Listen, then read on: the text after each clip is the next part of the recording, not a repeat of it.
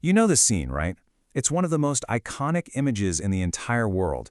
The three wise men, the Magi, making that long journey to honor the newborn Christ. It's a classic story of faith, a guiding star, and of course, those three famous gifts. I mean, for almost 2,000 years, artists have been trying to capture this exact moment.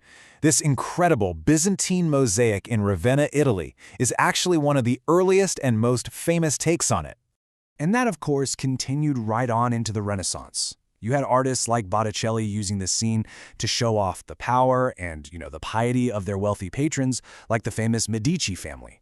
And then later, you get masters like Rembrandt, who kind of strip all that grandeur away to focus on the quiet, really human sense of awe in the moment. But here's the thing.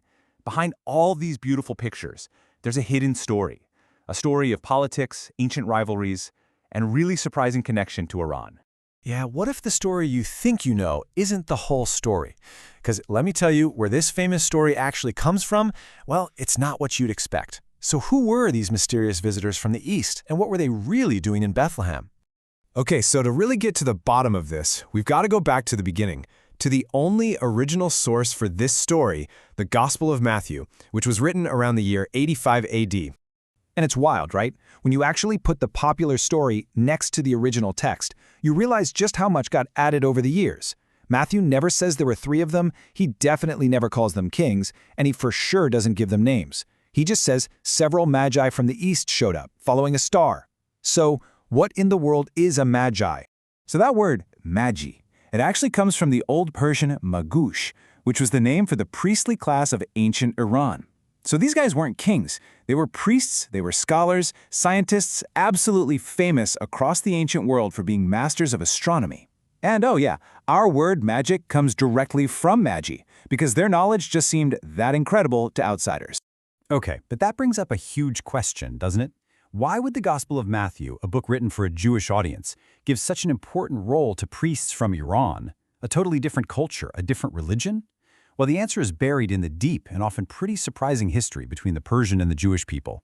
See, for hundreds of years, that relationship was actually really good. Way back in 539 BCE, it was the Persian Emperor Cyrus the Great who freed the Jews from captivity in Babylon. They respected him so much, they literally called him a messiah in their own holy books. Later on, the Persian Parthian Empire was a key ally against the Greeks and then against the Romans. So for a first-century Jewish person, Persia was the friendly superpower, and Rome was the enemy. And then, get this, right before Matthew's Gospel was even written, something absolutely incredible happened in the real world. In 66 CE, a Parthian prince, a guy named Tiridates, traveled with this massive entourage, including his own magi, all the way to Rome to be crowned by Emperor Nero himself. This was a huge deal politically. I mean, think about it. A royal caravan from the east, led by priest astronomers, traveling west to honor a new ruler. Sound familiar?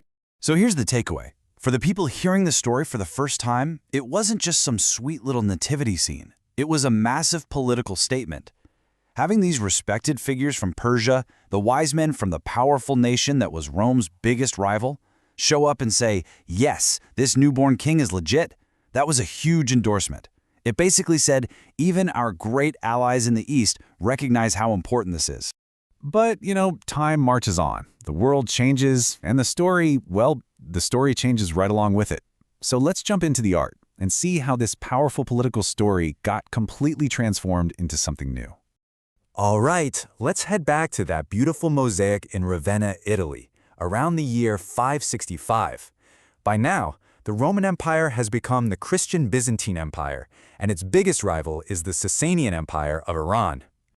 And in this piece, the artists leave no doubt about where these magi are from. You can see it right there in the details. The pointy Phrygian caps and those patterned trousers were basically the ancient world's shorthand for these guys are Persian. This is also the first time we see them with their now famous names written right above them. The political message was crystal clear. Even our greatest enemy has to bow down before this new king. Okay, now let's fast forward like 900 years to Renaissance Florence. The world is a totally different place, and artists like Botticelli are using the story for completely different reasons. So in Botticelli's famous version, the Magi, they're not just random figures. They're actual portraits of the Medici family, the super rich and powerful rulers of Florence. It's not about Persia versus Rome anymore. Now it's about a powerful local family showing off their wealth and associating themselves with holiness and wisdom. The original political meaning, totally gone. From there, we jump into the Baroque era, and for an artist like Peter Paul Rubens, this whole scene becomes this huge, dramatic, almost operatic spectacle. It's just exploding with movement and color and drama, a total celebration of divine power and earthly riches. But then you get Rembrandt, and he just flips the whole thing on its head. He drains all the color, all the spectacle. The light is focused only on the child, and the once mighty magi are now these humbled, stooped figures, just lost in a moment of quiet, personal awe. It's not about politics or power anymore. It's about pure, simple faith. So it's pretty clear, right? The story of the Magi was never just one fixed thing. It was more like a living, breathing canvas that artists used to paint the ideas of their own time. Everything from political propaganda to family portraits to these deeply personal moments of faith. And the mystery doesn't stop there. It even follows them to the grave. Or graves, I should say. Over in Cologne, Germany, there's this magnificent shrine that claims to hold their actual bones. But the explorer Marco Polo wrote back in the 13th century that he visited their tombs himself in the city of Save, all the way back in Iran. But wait, there's one last, absolutely incredible twist to this whole thing. For years, scholars have noticed that the name Caspar, one of the Magi, sounds an awful lot like Gondophares, who was a real historical king. He ruled an Indo-Parthian kingdom right around the time of Christ. We've even found his coins.